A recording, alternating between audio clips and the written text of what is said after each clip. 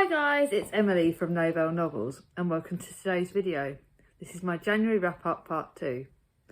Now January has been a great reading month. I have tackled some of my goals in the fact that I've reduced my physical TBR by quite a bit. I'll explain that in a minute. I have really worked on that and I'm really happy with my month's reading. The start of the second half of the month was really bad. I didn't think I was going to get a 5-star. And then things just went up and I went mood reading. I literally picked up what I wanted to pick up. And I'm really thankful for listening to Charlie's advice and doing that. So the first few minutes are going to be a few bits of stats. So if you want to sort of skip to the review bit, give it to about 4 minutes or so. I'm not one of these people that can do the timing bit. I'm sorry about that. But let's talk about the stats. So I bought 18 books, which is exactly the same as I did last month. Next month is probably going to be higher because I'm book shopping with Gemma and I've already kind of, at the day of filming this on the 31st, I've already kind of bought about 5 books that are going on to the TBR for February, you know. I bought them. I can't help it. So, well, don't worry, I'm going to be positive. I'm going to do this. I was gifted 4 books. That number shouldn't be hardly any, if any, in February because I've not got any events or anything. So I don't think Chris will get me a book for Valentine's Day. You never know though. So yep, so that's 22 books that were added on. I read 30 books off my unread TBR. Yes, I did it. So that's not including the reread. So I had some rereads and some borrowed, but one of my rereads didn't count because it was reread a book, but I read it in a different, that I didn't own it, so I didn't count it. If that makes any sense. And I unhauled 5 unread books. Now, I'll be unhauling a few more in February because I'm doing my try a chapter tag. I'm recording that at the end of this week. So that will go up. And I am trying to work on the unhauling. So if I try a book and it doesn't work, I'm DNFing it. I'm not even counting it. When I'm looking at my shelves now, I'm really trying to be critical and go, am I realistically going to read that? Or was that an impulse buy that I regret? I'm going to be honest. I'm going to be honest with myself and do that. I think I need to be a bit more. My shelves are clearing and my shelves look better already. So here we go. I had my January unread TBR was 441. My February unread TBR is 428.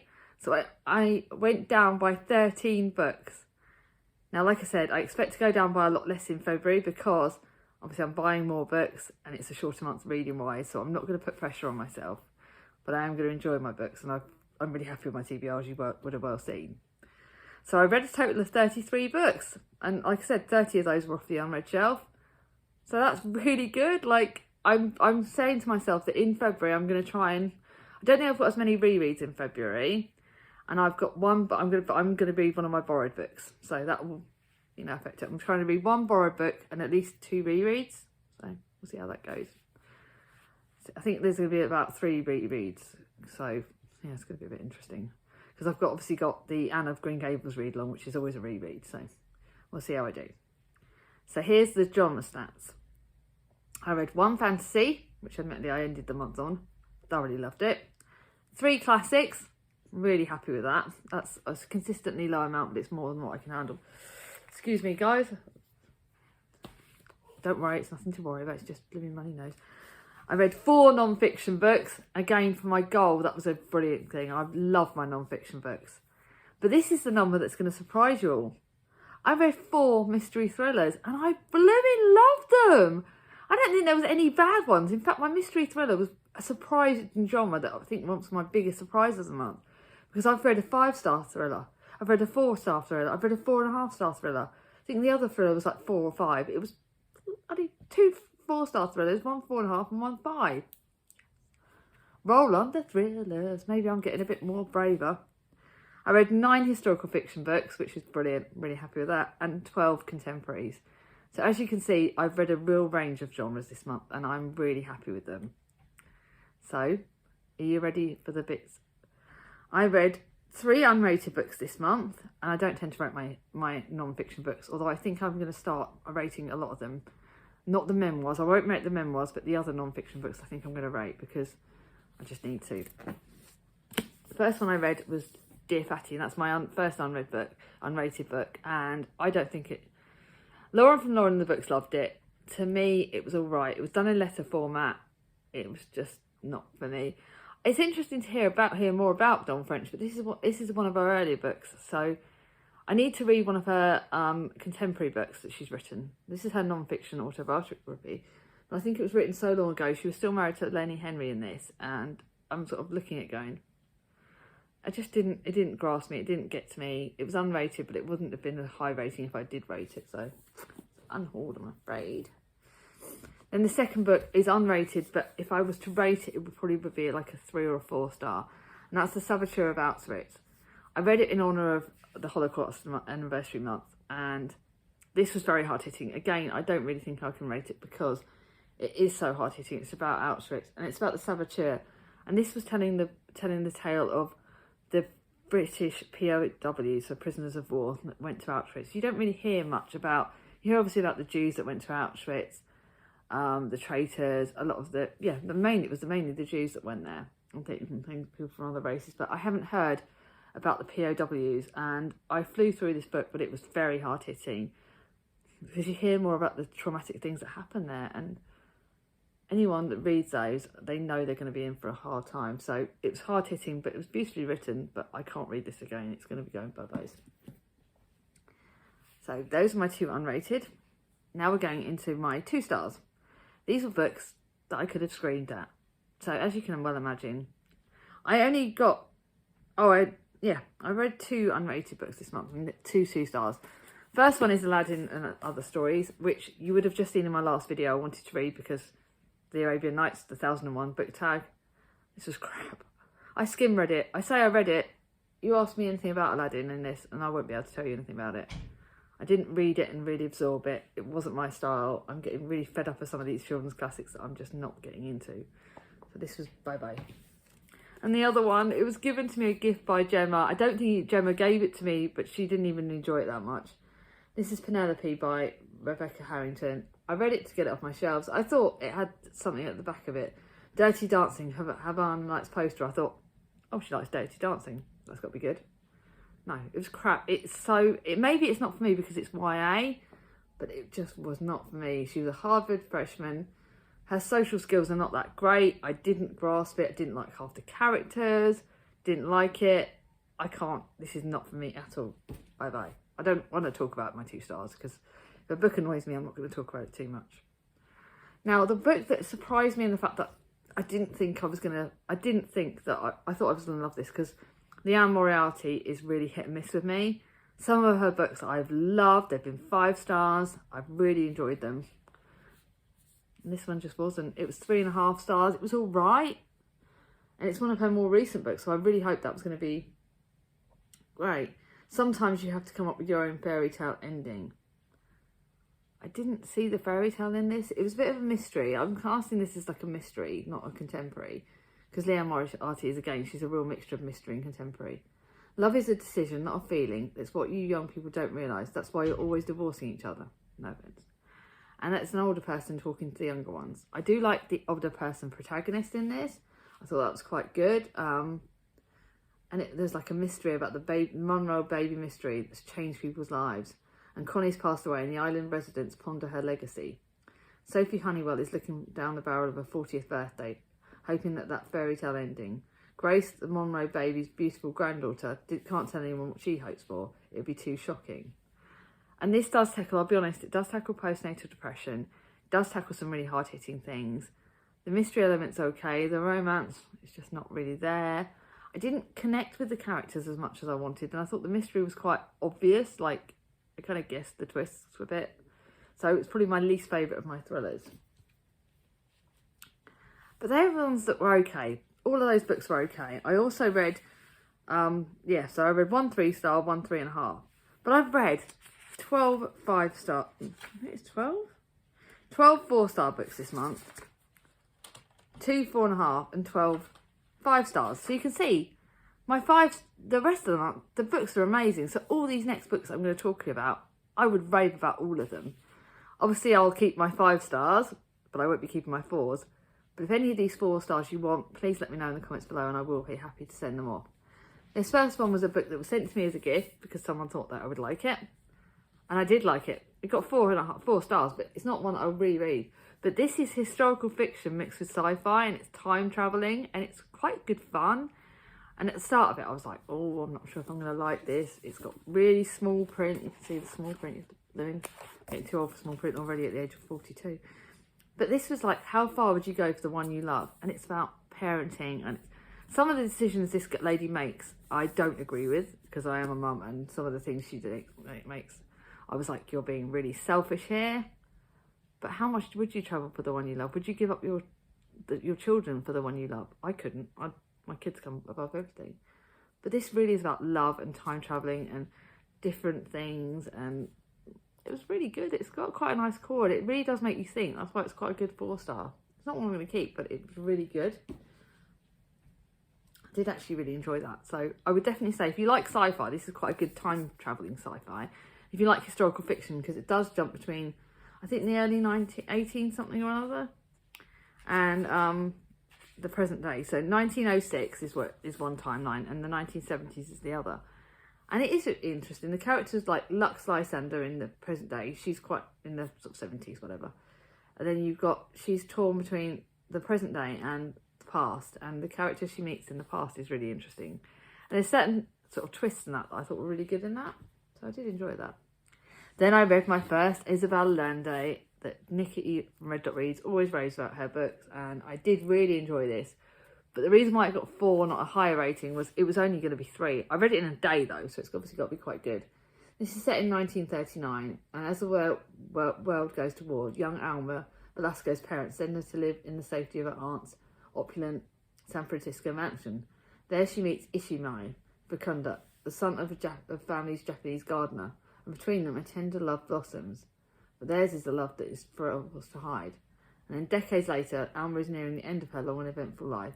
Irina, a care worker, meets the older woman and her grandson, Seth, in the care home. And then there's a bit of a time jump. So we sort of hear about Irina's storyline, and we hear about Alma's storyline from the start. And the timelines do jump, but it does work. The chapters work. I think they're nice, quite short chapters. We've got diary entries. We've got things like that.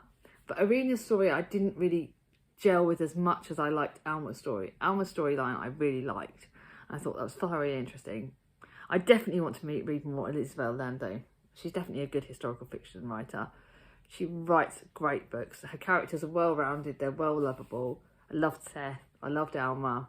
Just pity I didn't really bond with Irina, but it's a good book. Definitely one I recommend before. Then I read a good old contemporary, good old Lucy Dillon. And this is set in a bookshop, which I love. And as someone who obviously is, like all of us, we're book lovers. And this is about childhood classics, and it includes books about books. And I love books about books. And it's a romance, and it's a family story, and it's got motherhood and parenthood and stepchildren and dogs and animals. And it's just a really great, cosy contemporary that was 4 stars.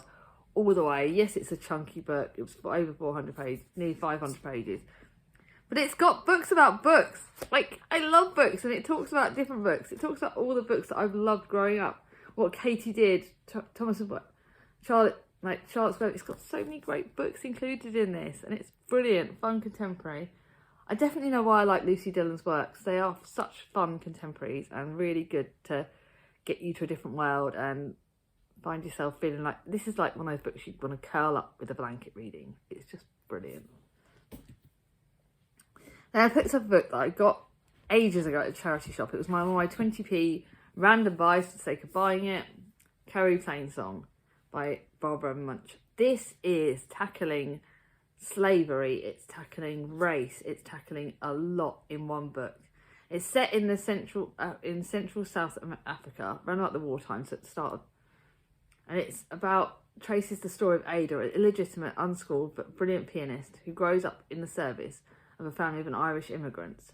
As apartheid tightens its grip, Ada is drawn into a legal relationship and bears a mixed-race child. This is bloody hard-hitting.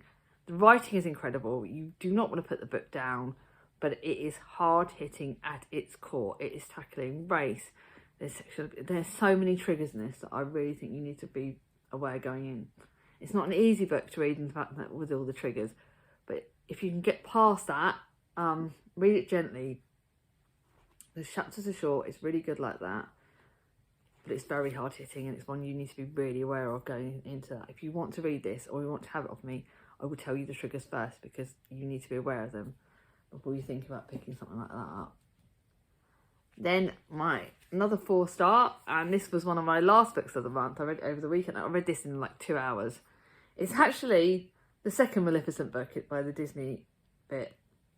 And I've seen Maleficent the film, but I haven't watched the second Maleficent film. I've seen the first Maleficent film, but not seen the second.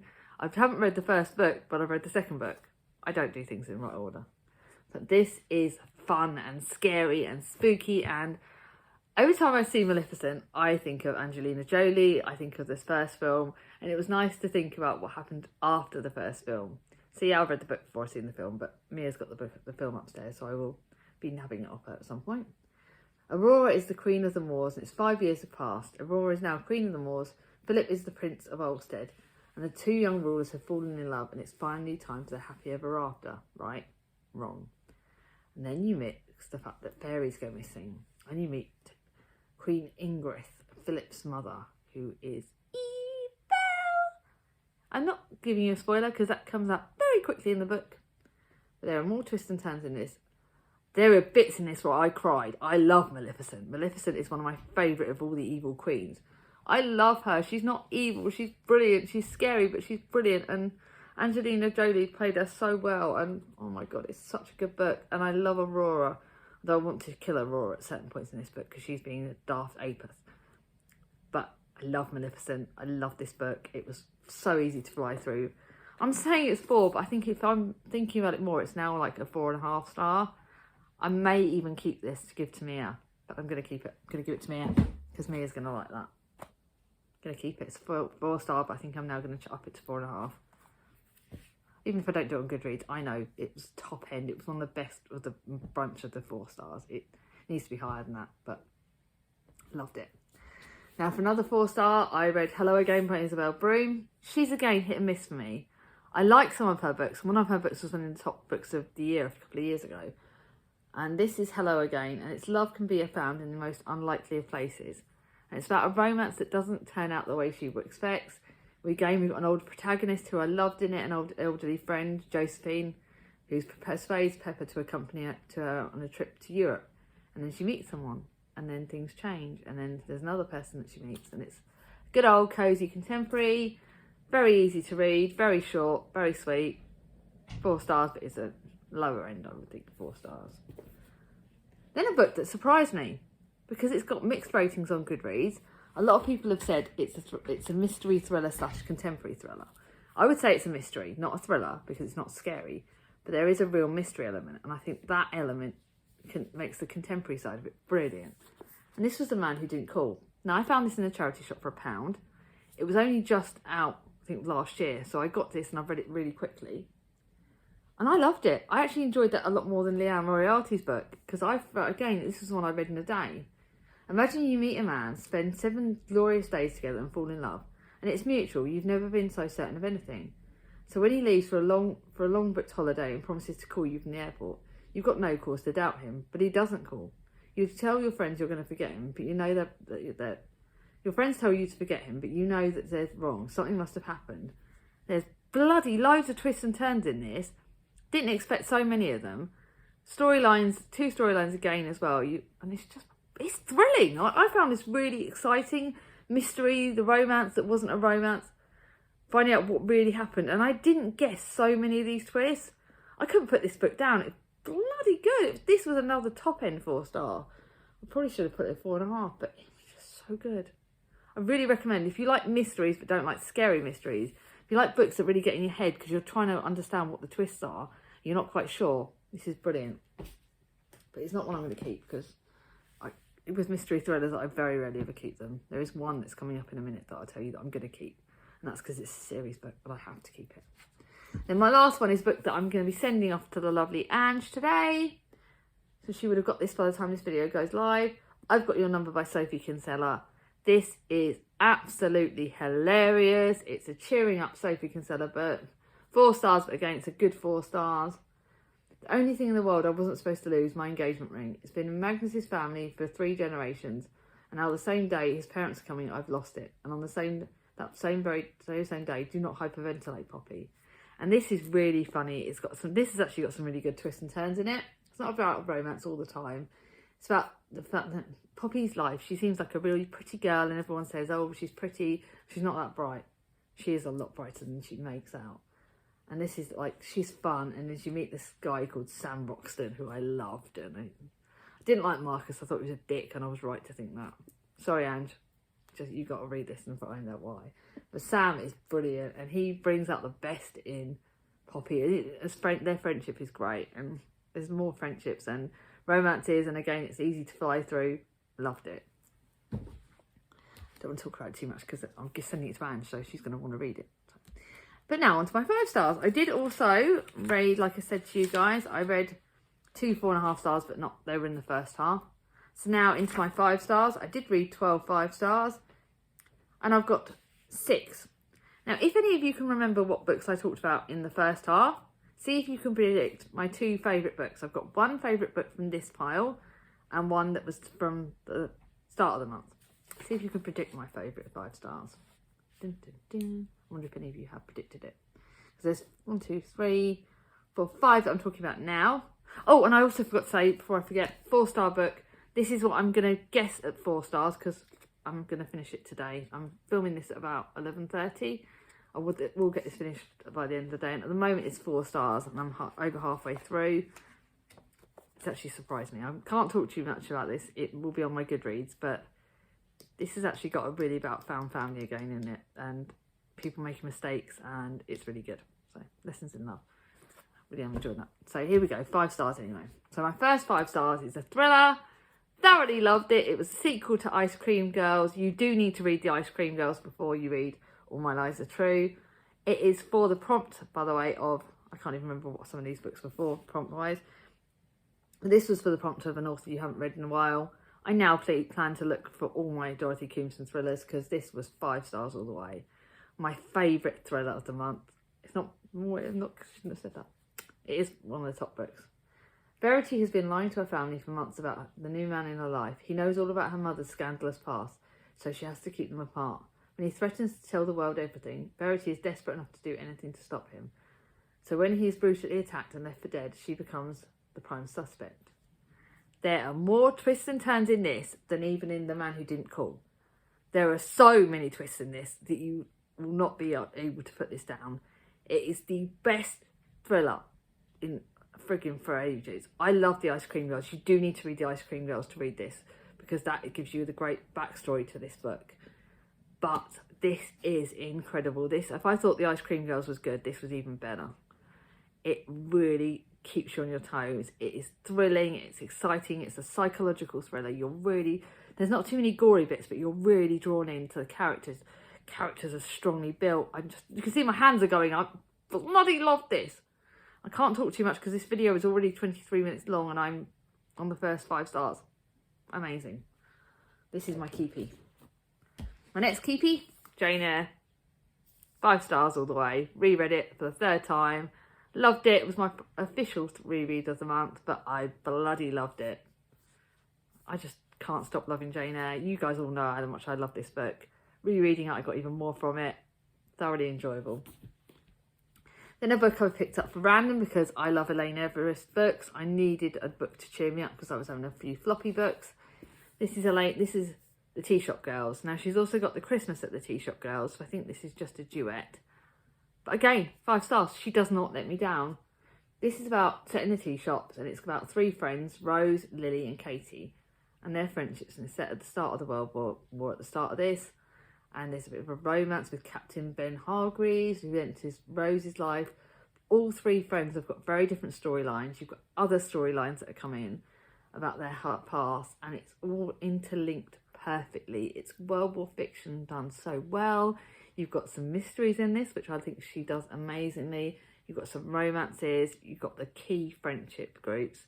You've got great found family dynamics as well. It is just beautiful book. I loved it. I'm keeping that. I've left this hole on my shelf to reread it because I will reread that at some point.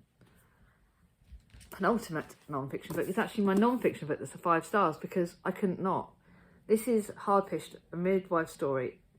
I wanted to read about like a non-fiction medical book, but I wasn't ready to read the books about COVID yet. Again, I'm still not quite ready. And this is talking about the bravery of our midwives. Obviously having 2 kids. For me at the moment, the reason why this was very prominent was because it was pretty much 7 years ago, the date that I'm filming this. 7 years ago now, I had a DVT while I was pregnant with Thomas, and Thomas was in my tummy at the time. And we saw the midwives, we had scans, and they saved him.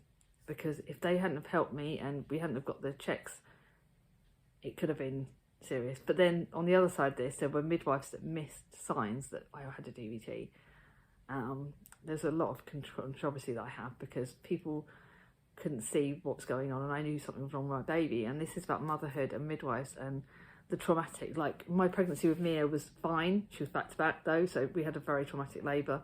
Again, there was one midwife that stepped in at the end and saved her. Again, midwives, my pregnancy and my birth with Thomas was not the way I wanted it to be, but again, the midwives were amazing. My sister Charlie was like a surrogate midwife because she was my partner. It was alongside Chris. And this, yeah, so we'll talk about bringing back a lot of memories. And when I lost my baby, we had to go to the early natal with Mia, because Mia was nearly a lost baby, but she luckily stayed put. But there's lots of memories in this, and this is brilliant. And I thoroughly love it, thoroughly recommend it, but actually I won't keep that because that will make me cry. And then the penultimate is a book that I've just literally finished an hour before going this.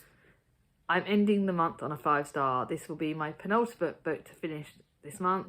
It's 5 stars all the way. I will be writing a thorough review on my Goodreads, and it will be going on Instagram because it was a read-along book. Freya North, I think I've read one of her books before, but this is probably... I now want to pick up all her books because this was that phenomenal. It was amazing. Little Wing is, it's got 3 different characters, and sort of, I would say it's more 2 storylines rather than 3, but there is 3 timelines. But the 2 prominent ones are the ones in 1969, you've got Florence Lawson, who is 16-year-old, and she gets sent to the Outer Hebrides because she gets pregnant. Dougie Munro's in 1986 is searching for adventure when he leaves Isle of Harris, and then something happens. And then in 2004, that's the current day storyline, Nell Hartley is content with her life, managing a care in the community cafe in Colchester, and then she discovers a shocking truth about her family. And you get the timelines, you get the locations. It's mainly between London and the Outer Hebrides. The Outer Hebrides are gorgeous. The pictures I've got in this.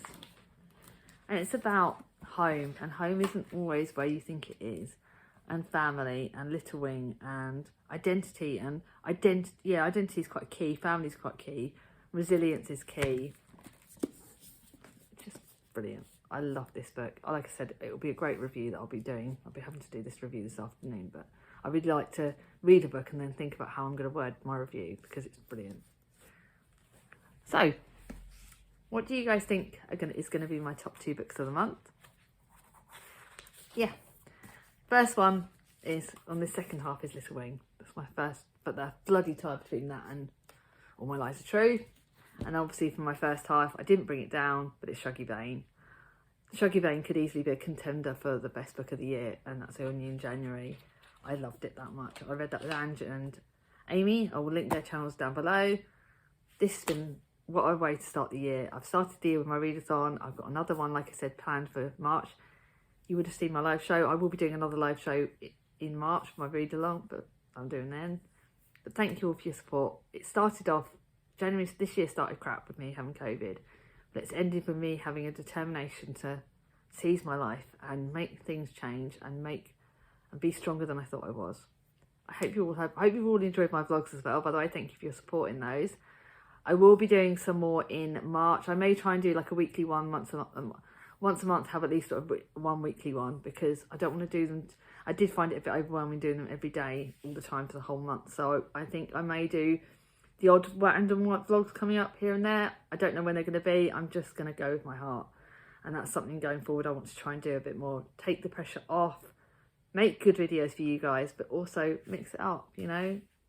Let me know what kind of videos you want. I'd love to know what kind of videos you want me to make. See how you do. Anyway guys, if you like this video, give it a thumbs up. If you're new to my channel, not subscribed yet, ring on my ding-a-ling and let me know what your favourite book of the month's been. Bye bye.